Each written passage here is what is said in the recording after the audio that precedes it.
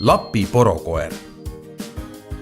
Teda tuntakse peamiselt kui leebe ja pühendunud koerana, mistõttu ei tule tõenäoliselt üllatusena, kuivõrd hästi see sõbrake käituda oskab.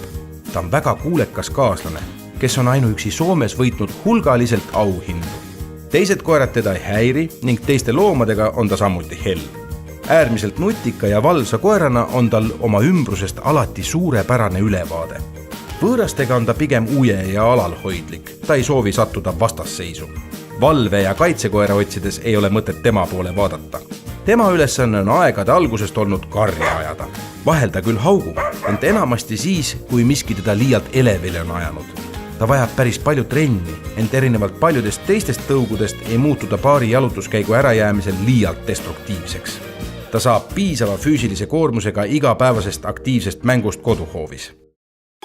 Huvitav teada, arheoloogilised leiud viitavad asjaolule, et selle koera eellased on Põhja-Skandinaavias ja Venemaal porosid karjatanud juba tuhandeid aastaid.